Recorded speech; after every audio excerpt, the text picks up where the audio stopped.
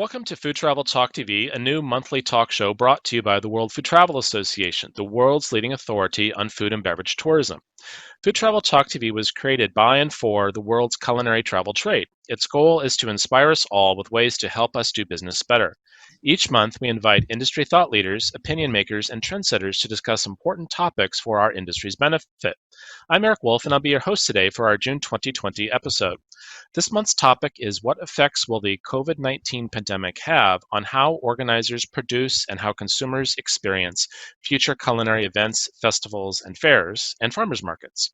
And I'd like to introduce our guest speakers. Lucy Charles, Director of Events and Operations at the London Borough Market. Hi there. Mike McCloud, who I think we're still waiting for, President and Founder of World Food Championships. Mike, are you here yet? No? Okay.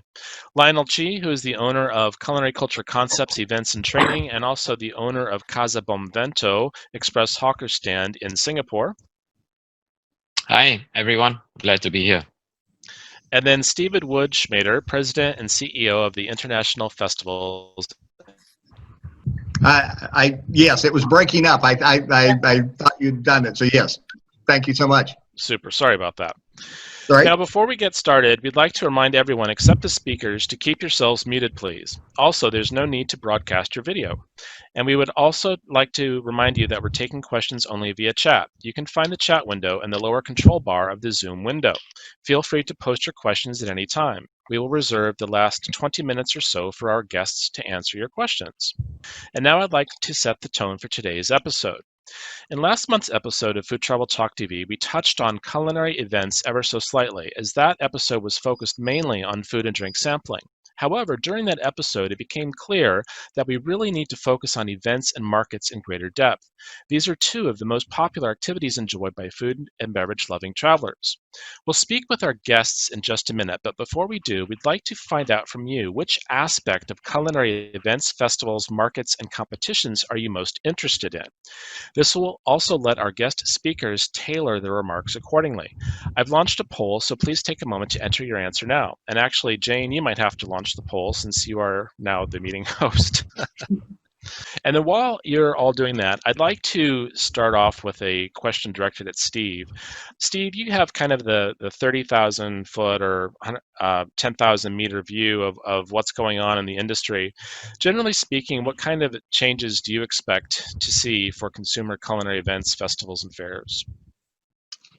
Well, I wish I could have more positive outlook on the thing. I think we have a couple challenges as we see going forward. One is travel itself, whether or not we're feeling safe and able and allowed, even through regulations, to get on airplanes and to travel to other places to even enjoy festivals and fairs and events and food and everything that we all enjoy and are craving to get back to. And so how quickly not only will they reopen up, but will we all feel safe in doing that? And then the other is going to be what controls and regulations are placed on us in terms of expectations from the events that are hosting the things that are going on. We've seen, I say now that my title should be the CEO of mass gatherings, which is not a good place to be these days, because that tends to be where the fear of the virus spreading is. Obviously, whenever we get people in close clusters, and they call them super spreader events now. And so I think what's certainly going to change is our concern on health regulations, safe distancing, whether or not we can even make the public in various places around the world. You can and can't tell people to do things, but whether we can say wear masks or do temperature checks and those kinds of things. And then how is the safe handling of food? As we all know, obviously at a specifically targeted food event, that is the centerpiece. It's the big deal. And even at events where something else is the centerpiece, festivals and events don't happen without food.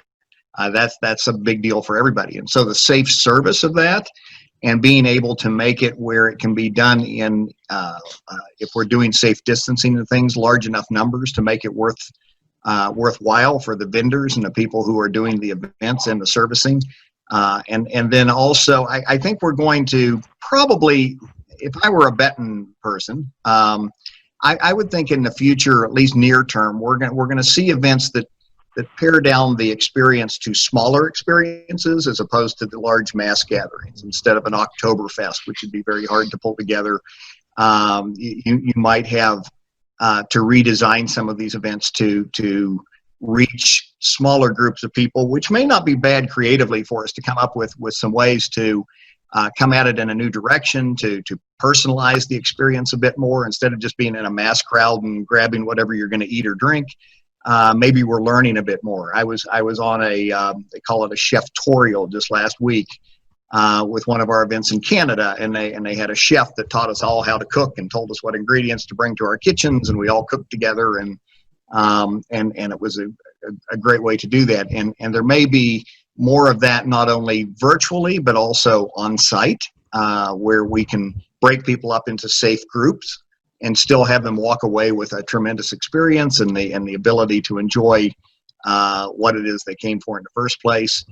But it's going to be when people go to these events, I think they're going to have to go open-minded too. But I believe in some cases where they used to walk away from a very large event with one feeling and emotion and enthusiasm for everything, I think they'll walk away, even if we have to do it in smaller clusters. I think they'll walk away with a different experience, but probably just as much enthusiasm for it once we move forward.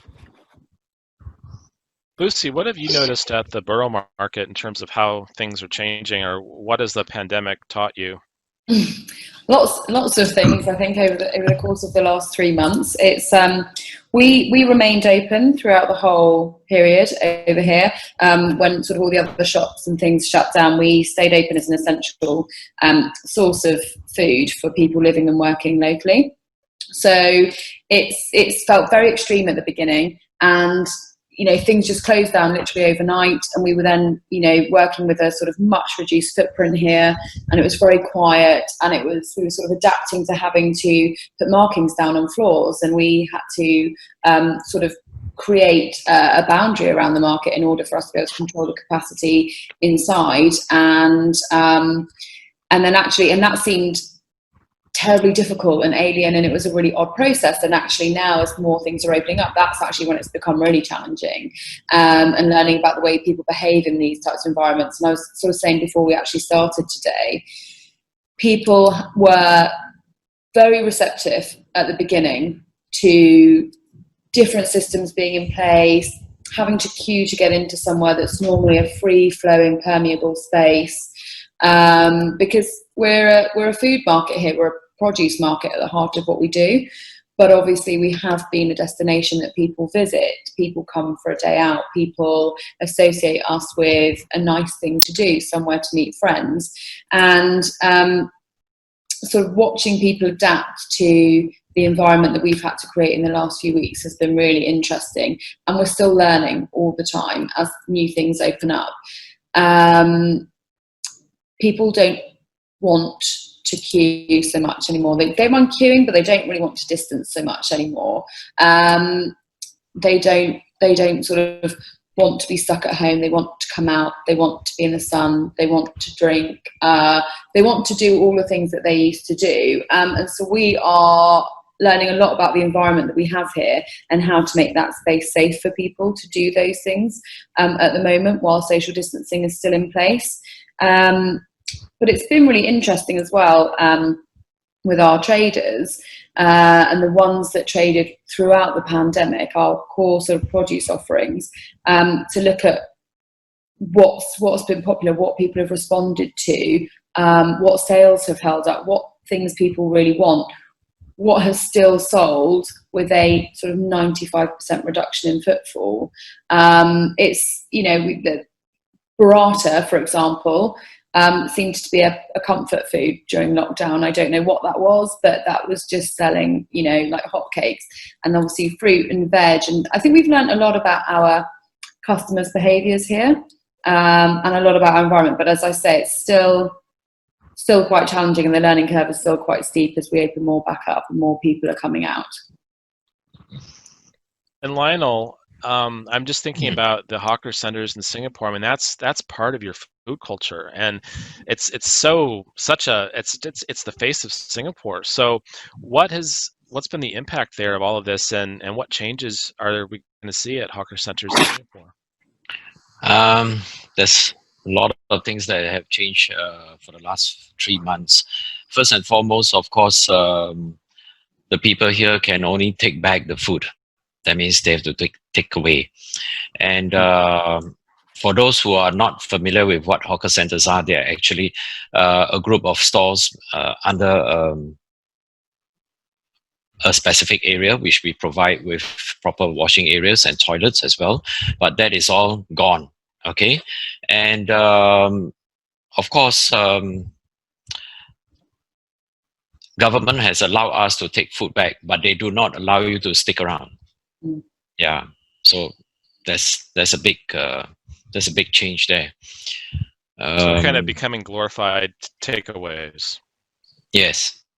The smells. I mean, we will all miss the smells, the sound, and the experience of sitting and the clattering of walks and so forth. We'll definitely miss all of that, because that's all going to go away. Yeah, at the moment.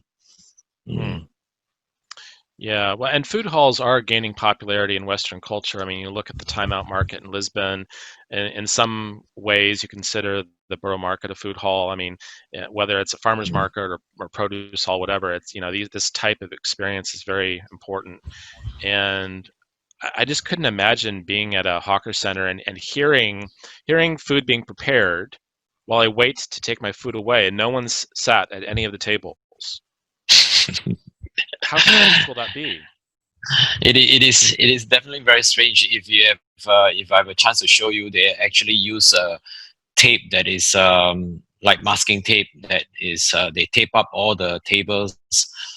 They put up nettings around hawker centers. Some of the hawker centers like Geylang Serai and so forth, which they only allow certain number of people to go in. Okay. Yeah. And you can't sit there, and after taking away, and there'll be somebody there looking at you how to wear your mask. If your mask drops below the nose, they say, hey, pull it up. Wow. It is very funny. Yes, it's a very strict country here.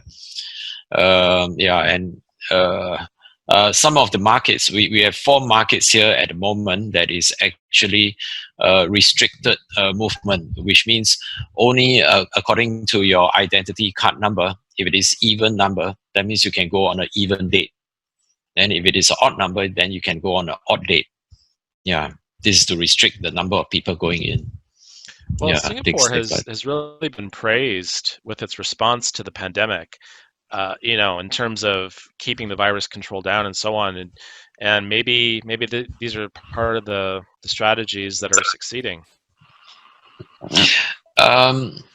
Our Singapore government has actually, to tell you honestly, has come out with a slew of all these measures. Like, for example, they come out with supporting companies with 75% of their salaries, and but in terms of food, I would say the main people that are actually involved are the people themselves. For example, when this virus came, all the hawkers are actually band together, and they actually offered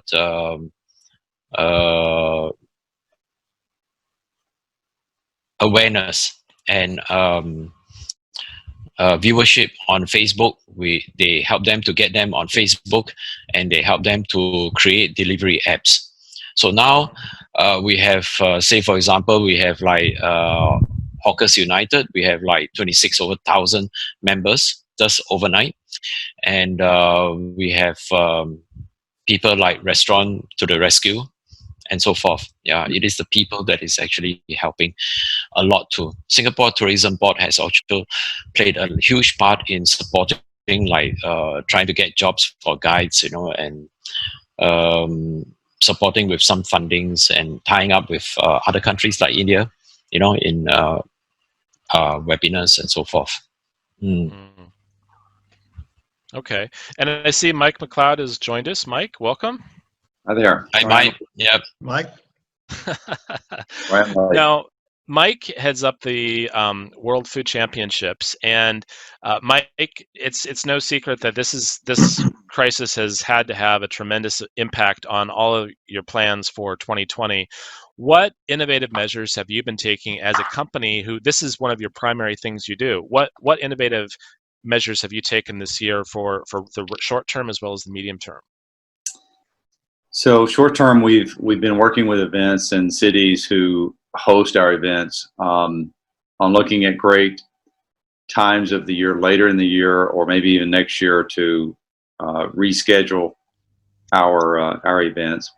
Mm-hmm. Secondly, there's two events that we really don't want to move.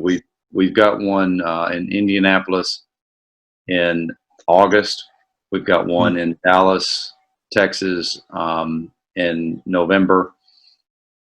We believe that both cities, both states, will be out of their phase-in strategy for social distancing, but we are making some contingency plans to get ready in case there's any further spike or any social distancing measures that get put back in play. And the two biggest things that we're looking at is masks. If we need to provide masks for all attendees, and then B, capacity restrictions. Can we operate our event at 25 or 50% capacity? So for us, that's really not too big of a deal. Although our sponsors really do want to see as many attendees and foodies there as possible, but we are also blessed to have a TV strategy behind our event. So if we have to turn the consumer element off, we'll put more emphasis on the TV element to make sure that our sponsors and our host cities get the value out of conducting the event that we have promised. Yeah. Well, and just to kind of compare what you're doing to what Lionel was saying, where they're restricting the number of people who can enter hawker stands based on your national identity number, or putting nets around the areas to control flow by 75% or so. I mean, that's extreme, but maybe it's necessary. Yeah, we haven't considered using nets. That's an interesting idea, but we have considered using rope and stanchion, and then obviously markers on the floor.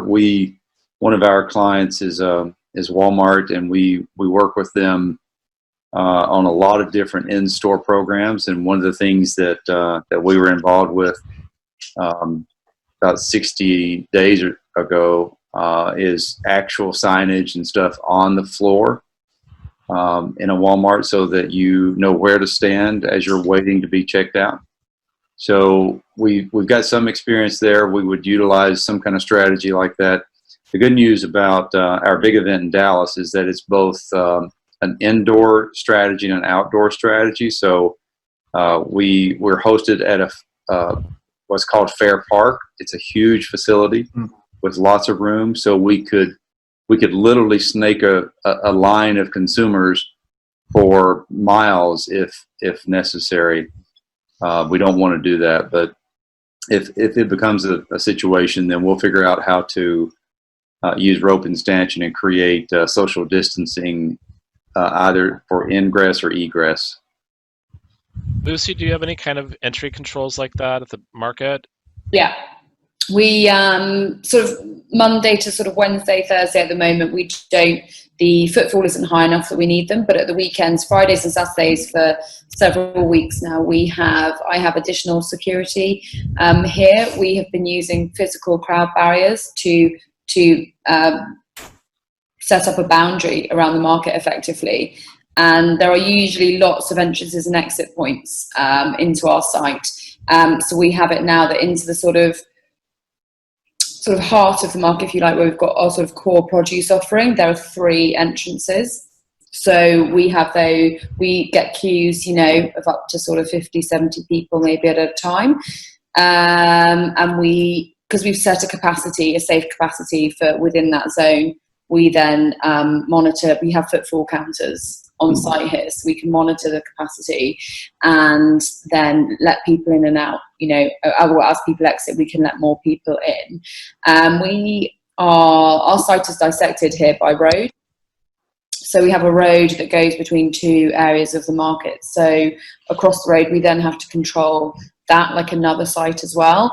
And then actually we have our hot food offerings, our kind of street food offerings here are in their own area of the market, because generally people that want to come and shop for produce are often different people that want to come here for something to eat.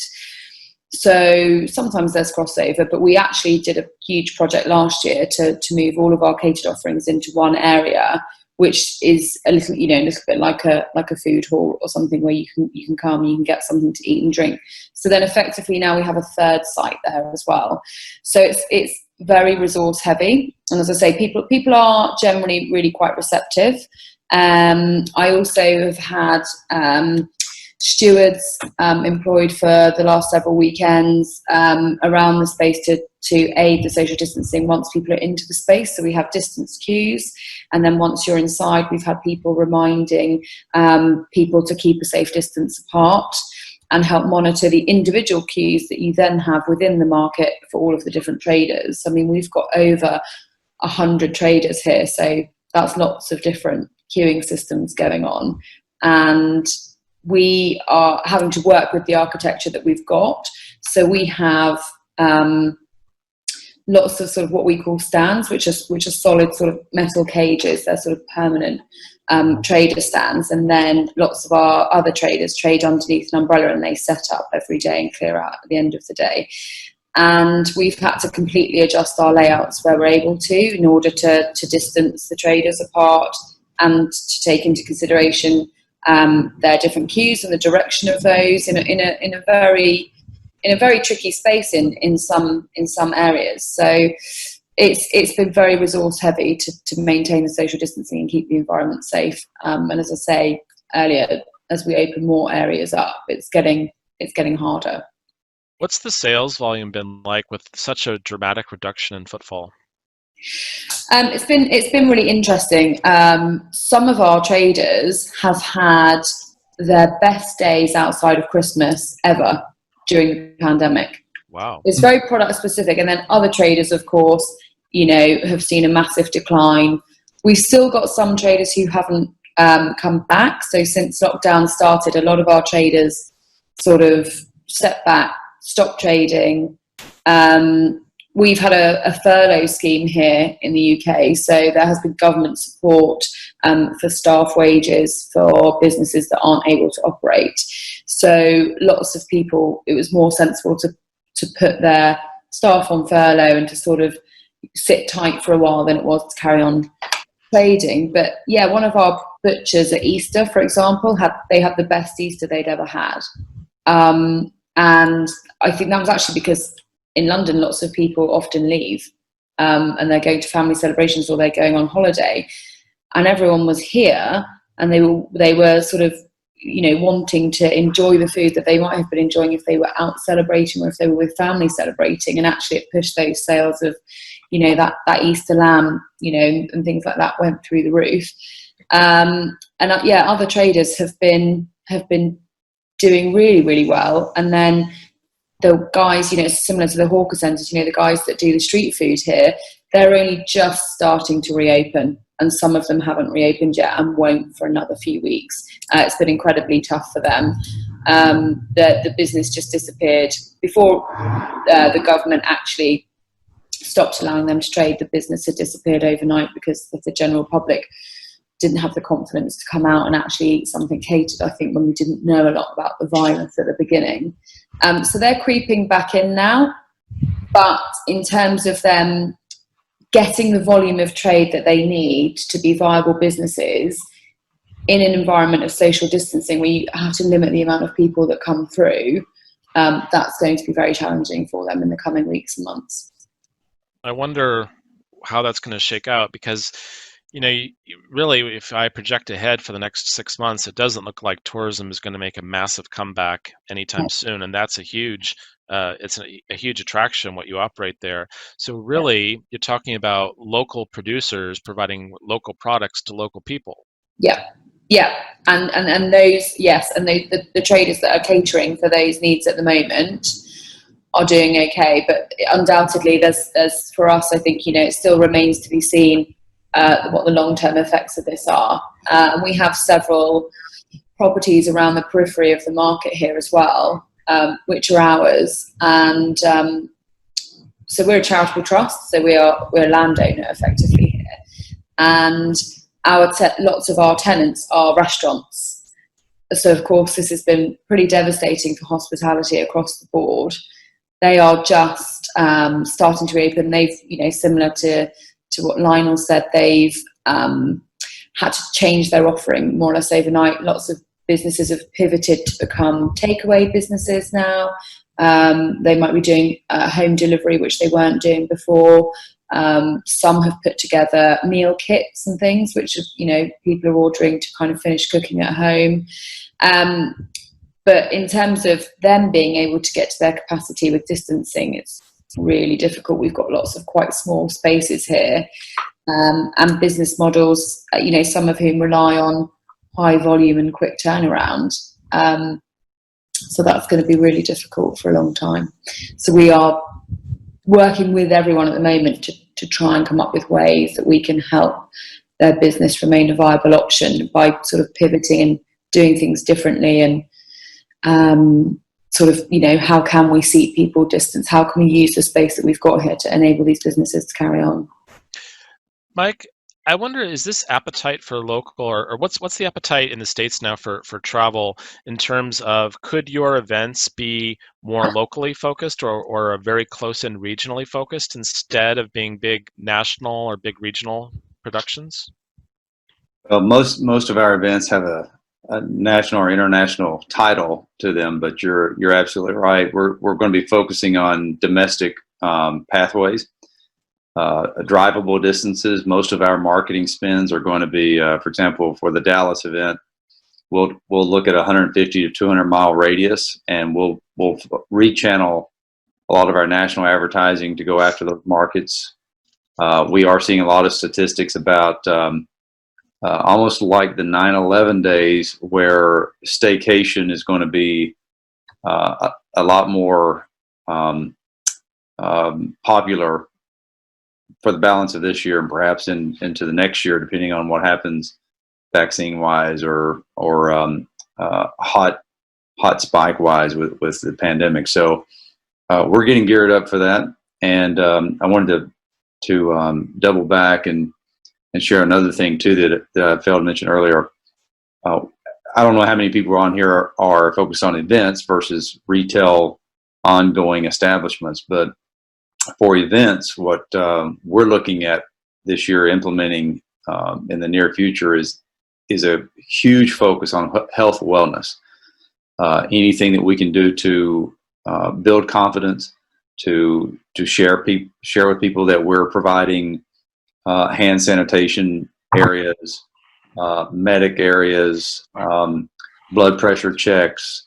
It doesn't have to be just virus oriented, but we're really going to build a lot of focus on health and wellness into our overall strategy, because all of it starts with food anyway. So we're doing a lot more seminars on how to eat healthier, be healthier in your daily activity, and washing hands, reinforcing that with more sinks, things of that nature in our environments. And the last thing I want to mention is segmentation. We're very fortunate in that we believe we could segment our events so that there's a morning session and an afternoon session. If you buy tickets to those sessions, instead of buying a ticket and having an 8-hour or 10-hour experience, that you pick a day part that you will come and visit our event and squeeze it in, and then you have to exit so that we can let other people in. So those are some of the other measures that we're taking and looking at right now. Interesting.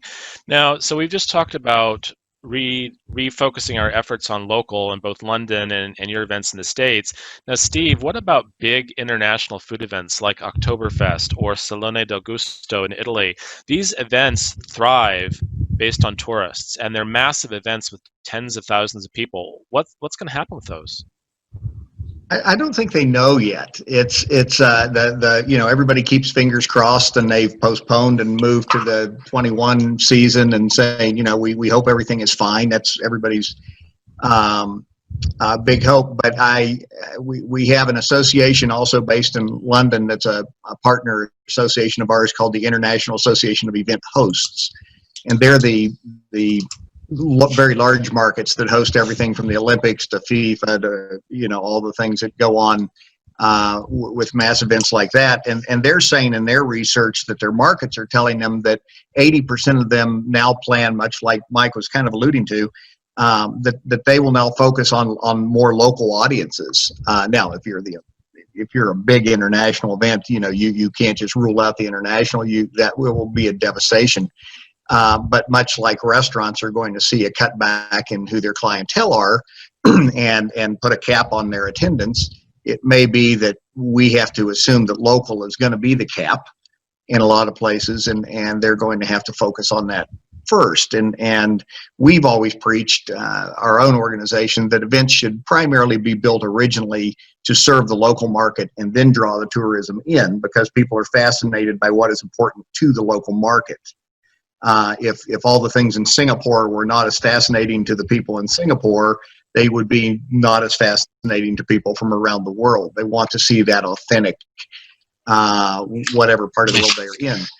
And so I think you're going to see that local focus for a while, but I also think there'll be people putting special incentives and deals and things out there, not only the festivals and events, but also the travel partners, the airlines, and even the cruise ship industry that's obviously been hit very hard, trying to get people back into that mode of feeling safe to travel again.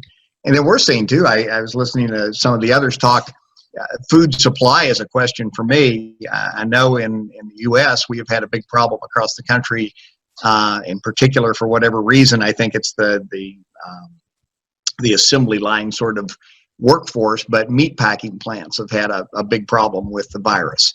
And so people were concerned about whether were we going to be able to get meat, and was the price going to be going way up, and could restaurants or events or vendors even get their hands on the supplies they need to service some of these things. And then if it's coming in from outside, especially outside of the country, anything coming into other places, how is the supply of that and the shipping and things being handled? Because not to treat food in the same line, but like we have our 4th of July holiday coming up, and any fireworks coming in from outside of the United States are all being held up in port to see how they are being handled from a health and sanitation standpoint, so that nothing comes in through shipping.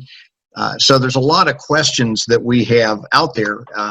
And just again, to back up Mike on things, I think a lot of our efforts are going to have to be, especially from events of any size, is going to have to be focused on education of our audiences and saying, here's what needs to happen for everyone to be safe. First, telling them everything that we are doing as events to keep them safe, but also educating them as to why they have to support that, because we see a lot of people who know you're supposed to wear masks but don't want to, or know you're supposed to wash hands but don't want to.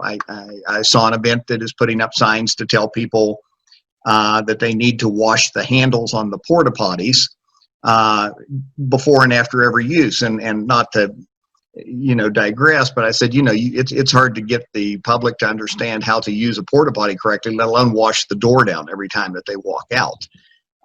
And that's not going to be, we're going to have to educate people and drive that message home, so they understand if we don't start at that smaller basis, individual by individual, that the larger events are going to take all that much longer to come back until we have a vaccine or something that can inoculate everybody. But it's going to be an education process. And a lot of our events, we're talking ticketed events, but a lot of events are free. And you just walk up, and there is no gate, and there is no temperature check, and there is no any kind of control mechanism in that. So controlling your numbers and doing, I like the odd day, even day thing in Singapore, where potentially you can control some things there, and the population already understands why you do that. Where people haven't been told that, that's where we get into, we're going to see budget increases with just enforcement, even telling people to wear your masks or telling people to stand in queues, or stop the fight because somebody's mad that you told them they have to do something, and now we have to enforce that. And I had an event in Africa that I was talking with our folks over there about. They have a new budget, a line item of $350,000 US in hand sanitizer that they did not have before. Now, where does that money come from? We were already budgeting risk management, especially here in the U.S. and everywhere else in the world, for terrorism and active shooters and all the other things we had to protect against. Now we have all these new health regulations and controls and things that we have to be aware of. Pretty soon the smaller events are being hit very, very hard. Even the big events are being hard, but they can maybe survive a little bit longer. So there's a lot of challenges, and education will be the start of that, and then how we figure out all of our budgets and things, because we don't have all the answers, and that's the most frustrating thing to event organizers. We can solve any problem you give us that we know the parameters, but with this crisis, we don't yet know all the parameters, and so we're sitting here very frustrated. We don't know when the end is. We don't know what the rules are going to be. We don't know what all the barriers will be. So we're doing the best we can by guessing as best we can at the moment. Okay. So this is interesting. I'm hearing a common theme here, and that common theme is that there is a fundamental rethinking of the process of producing and attending events. So rethinking exactly how everything is done, rethinking the budgets, the line items for everything that goes into doing an event. It almost sounds, I mean, if I was a business owner or an event producer, I'd be saying to myself, is it worth it? If I have to, if my event budget is $1 million and I have to spend 50,000 of that on hand sanitizer, and another 50,000 on security, and another 50,000 on something else, that's 15% of an already small budget for an event. And the margins are not there to support this kind of change in process. Right. You're exactly right. And it's not. We've had about 12 events that are in our network in the Chile arena, and that have either postponed or pushed off, and about 4 of them have canceled altogether. They were small and independent produced events, and I think they just threw in the towel. So that is going to be one of the negative effects from all this, is that some people are going to make the decision that this is the reason they can't move forward. Yeah. I do think that one of the things you're going to be seeing is a culling of businesses, events, or whatever, but we surveyed our membership recently, a couple weeks ago, and only 10% of the respondents said that they were throwing in the towel. 63% of the people said that they were okay and that they were going to wait and see what was happening, and 23% of our members said that they thought that things were going to be either the same or they were actually going to expand their business this year. So that's kind of a big number for people who are doing okay or expanding. That's almost 25%, and only 10%. I'm surprised. Yeah. Yeah. Lionel, do you think, will the Singapore government step in to protect the survival of the hawker centers? Because if it didn't, imagine that all of these food stalls will close, and you'll have these huge gaps in the city. And what are they going to do? Turn them into office space? Our Singapore government has been trying their best, actually, to do whatever they can. Whatever slews of initiatives that they have actually come up with. First is to actually save. They can't save everybody, but they can save as many as possible. Now, with regards to the hawkers, they have actually given them 1 or 2 months of rebate. That means they don't have to pay any rental. On top of that, we are actually pushing out digitalization. Hawker centers have digitalization packages whereby they actually help them to actually go digital. They actually help them to set up a post system, and put them onto the places like social media. Everything is actually paid by government, which is actually quite good. And I strongly believe that in the short term, many of the food courts as well, they will also, some landlords may even resort to creating a social media for their food courts. Like CapitaLand, whereby they actually own many of the shopping malls, but they haven't actually gone into social media yet. So this is a good time, and government has actually came up with about $200 million just to help hawkers and food owners to actually push out this kind of efforts. Yeah. So I think it's not too bad. Yeah. Now, before we continue, I'd just like to ask everyone, if you have any questions for our guests, go ahead and type those into the chat box, and we'll get to your questions in just a minute. Yeah, I mean, Lionel, what you were saying, I just can't imagine turning all of the hawker stalls into basically food takeaway and delivery places. I mean, it takes the entire experience away from it. And we say in food tourism, it's about serving a memory, not a meal. And it is the experience of going to the hawker center or the Borough market, right? Or the chili cook-off that you want. If I just want takeaway chili con carne, I'll just, I can order it from anywhere. I can make it myself. I can go to the grocery store. I don't need to go to a cooking competition for that. So I don't know. I mean, maybe this is just a temporary 1, 2, or 3 year shock to industry. Like in 1918, it took 3 years for the Spanish flu to go away. And maybe we're looking at something similar where the next 1 to 3 years are going to be hard, but then things will return to business as usual. I mean, the Spanish flu eventually went away, and then we had 100 years of business as usual, barring the wars, of course. I think, Eric, we're too much of an experience economy to let things go. We love the experience, especially the younger generations coming up. And so I do think it's a very big bump in the road, but it may, I think attendees will be more likely to embrace a smaller experience and a more personalized experience. The question is, can the providers of those experiences balance their books and make it worth their while, like you're talking? Can they make enough of a profit margin to stay alive, providing the experiences to smaller numbers and in a different way than they have? Because those large numbers have certainly driven a lot of the revenue base.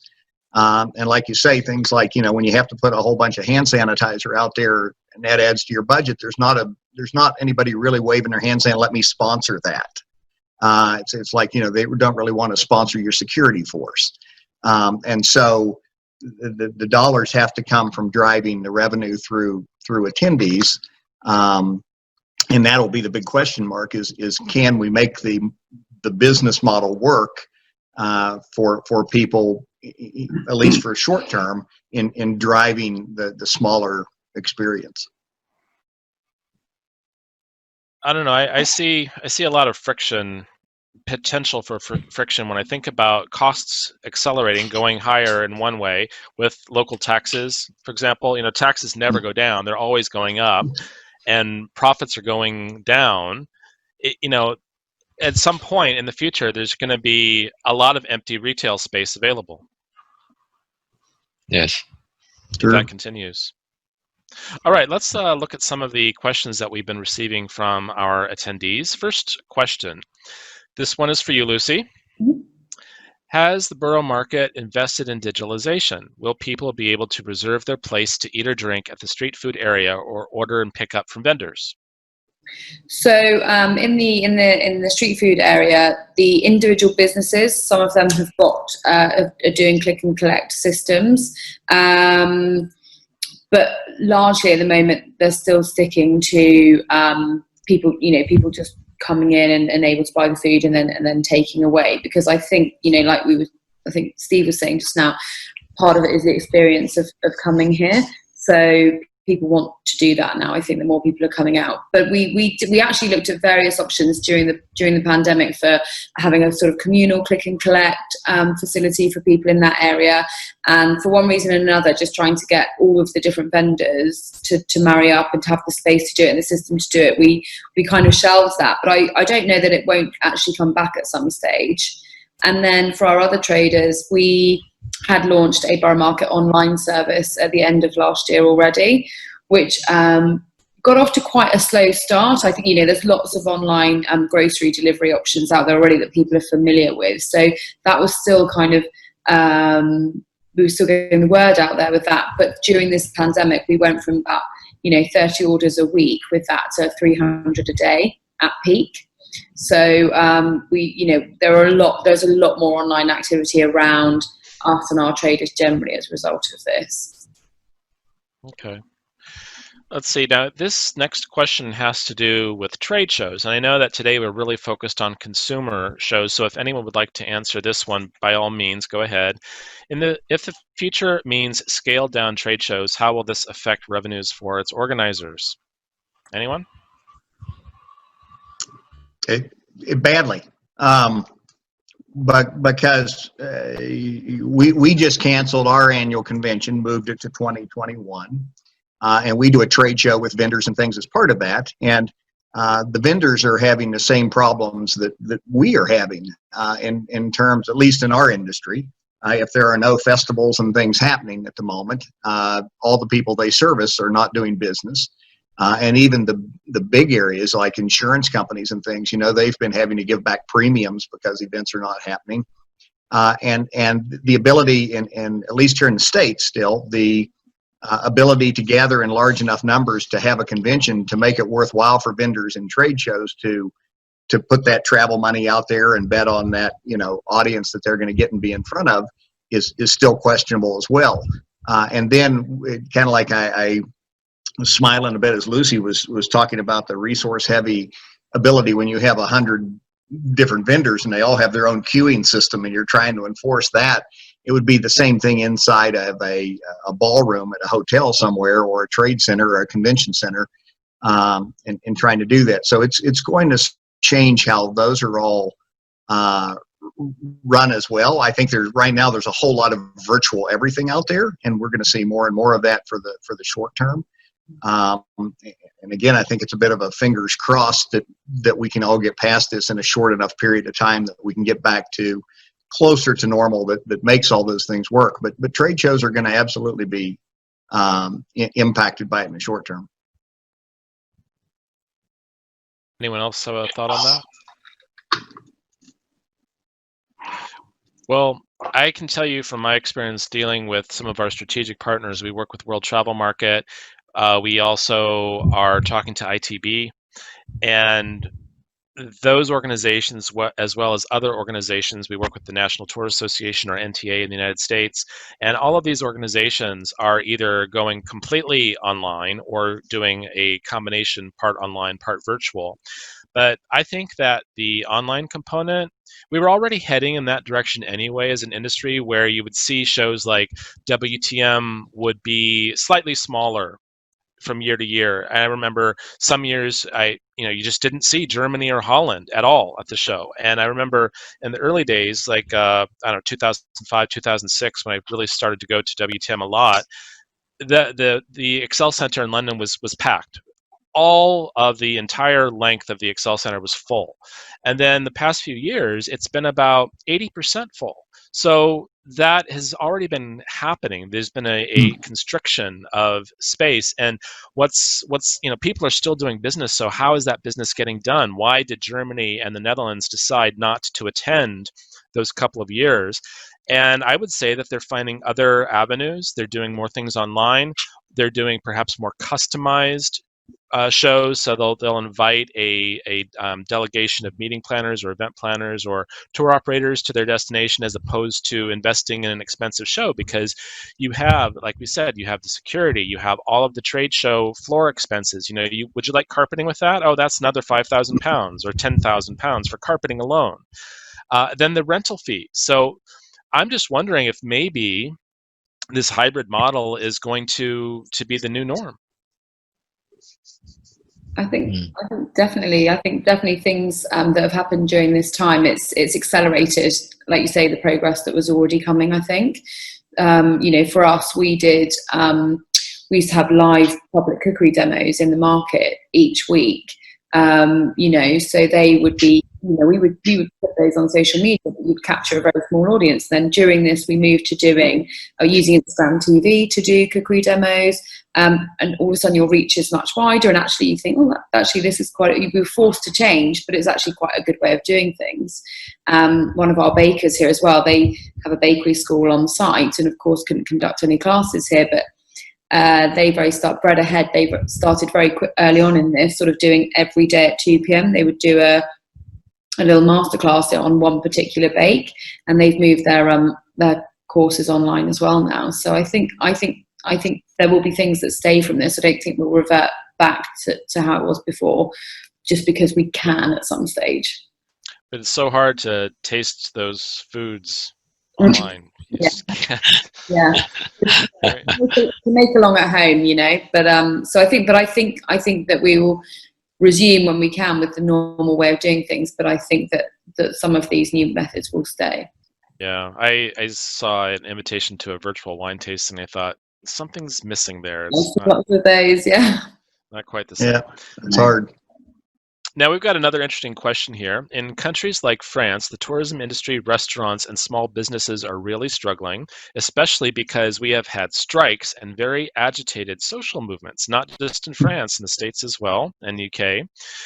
And it seems like while Paris is still a dream destination, travelers are questioning the French government's ability to deal with the crisis in general, and it has tarnished the French tourism brand significantly from what she's heard from her colleagues. So do you think countries like the US, Italy, France will receive fewer visitors because of how badly they've dealt with this crisis?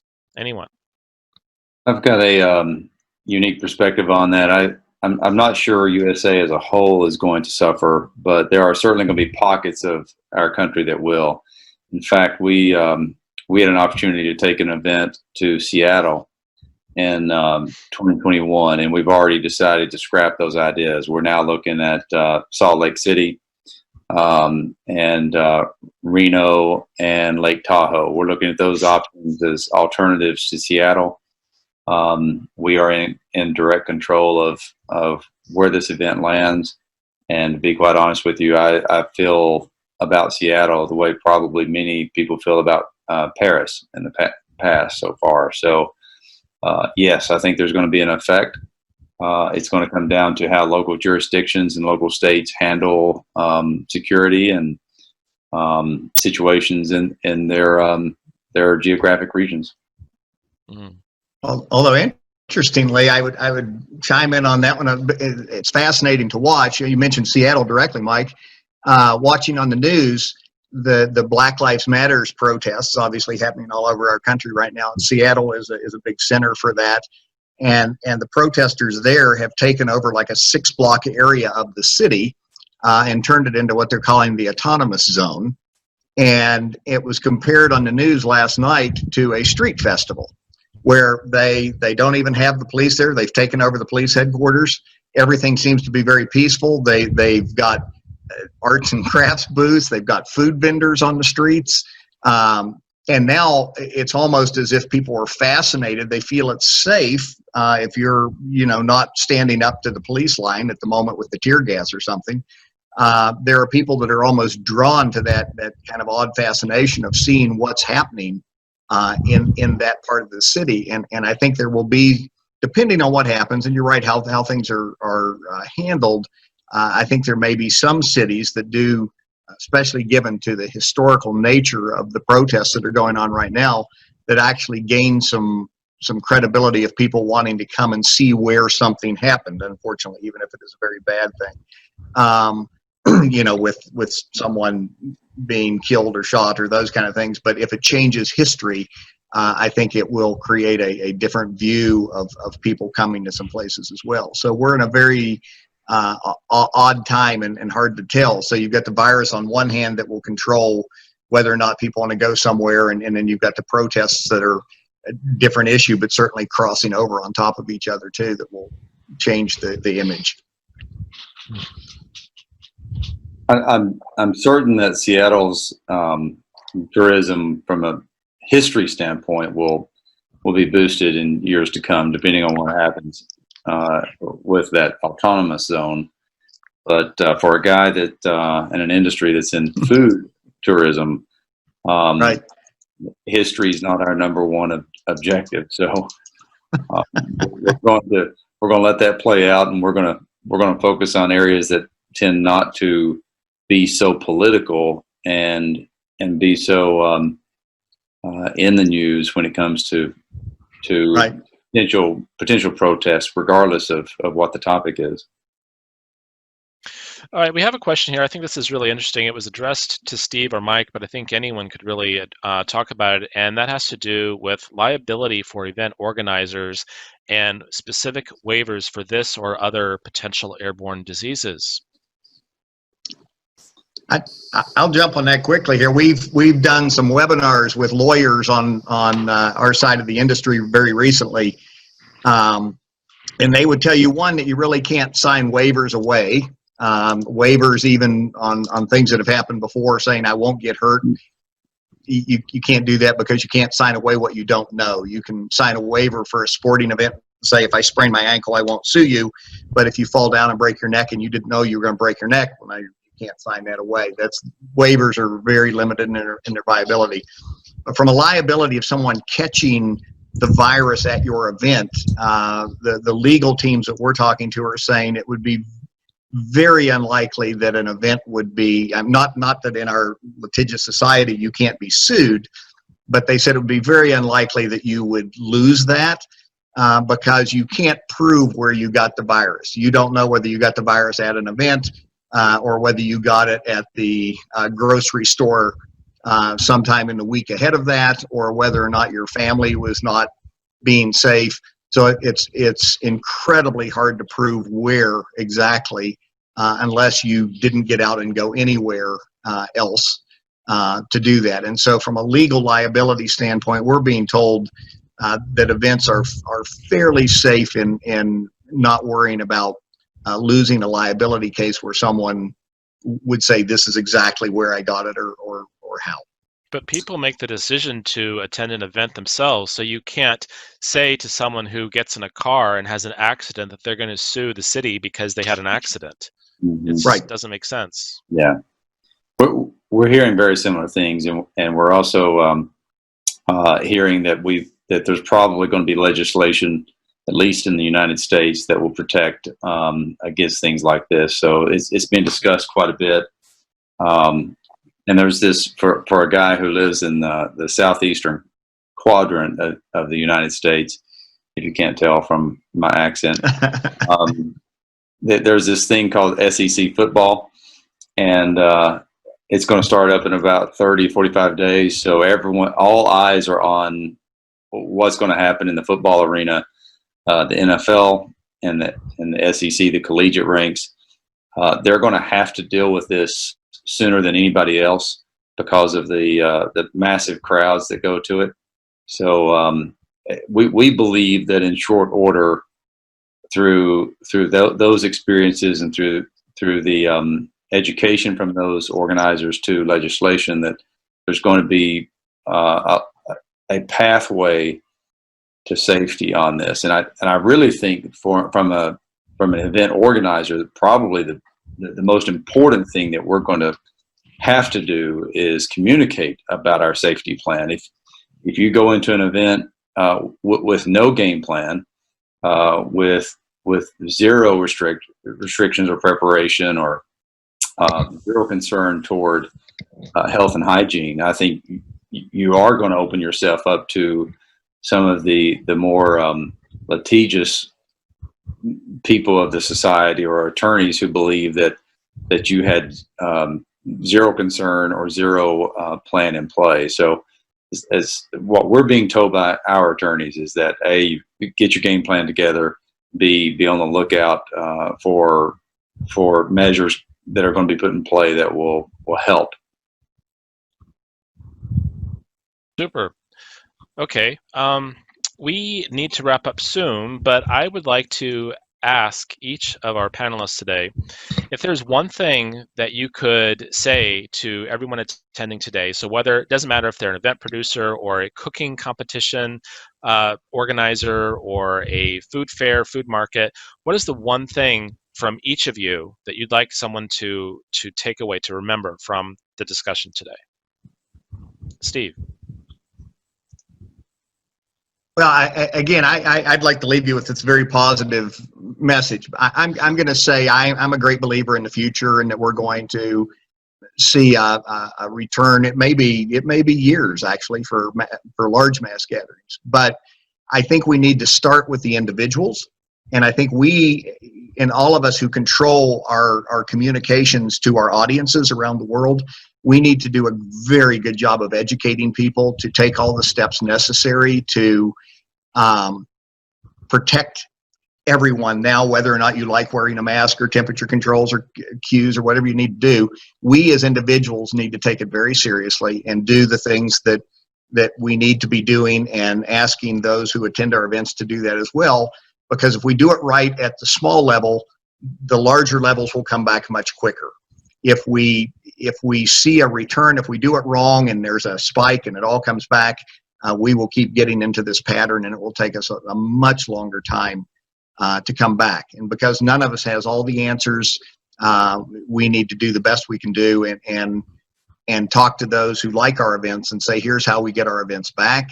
And that is to follow some rules and regulations that may not be any of our favorites to do. But if you work with us, we can build as best an experience as we can, and then we can bring all the everybody along with us much faster in the future. Thank you, Steve. Lucy, what's your one thing? Your one takeaway? I think it's similar. I think that you can't ignore how challenging the current climate is, but we will come through this, and there will be positives to take from it. And keep being responsible. Be responsible with everything that you do, even if you look over there and they aren't doing it, or people don't seem to want to do it. Carry on being responsible and do the right thing, and keep everyone safe. And at the end of this, we will come out with some positive findings from this and some new ways of working. Lionel, what do you think? Yes. For me, I think this is going to be an evolution of many things to come, especially in terms of culinary tourism. Stores will become smaller, food and beverage joints will start becoming niche rather than just catering to the masses. They will become very, very specialized, and so that they can attract people. And there's a reboot of culinary taste, whereby instead of just plating, it's going back to its original form, which means that we actually cook what it used to be. Let's say, for example, a bowl of porridge, but the taste is incredible, rather than just making the porridge looks nice, and so forth. So I think there's going to be a reboot of all these things, and what comes out of this whole thing within the next 1 year, I predict that there'll be a hybrid of services of how we deliver culinary tourism to the general public. Yeah. Thank you. And Mike, your final one thing to take away. Confidence is contagious too. I think that we have to be confident that we're going to be able to expand and evolve through this environment, and we have to be able to communicate that to our customers. The more we communicate that, the more that we'll build confidence with them. So confidence is contagious too. Sure. Fantastic. Well, thank you all for your thoughts today. And before we say our goodbyes, I would like to just let everyone know that next month's episode will take place on Wednesday, July 15 at the same time. And the topic will be digital marketing strategy post-pandemic for the food tourism industry. So that's going to be an interesting one for sure. So Steve, Lucy, Lionel, and Mike, thank you very much for your time today. And thank you everyone for attending, and let's keep on carrying that torch, right? Thank you. Thank you, everyone. Fun keeping on. Thank you, Take care. everyone. See you next month. Bye-bye. Bye-bye.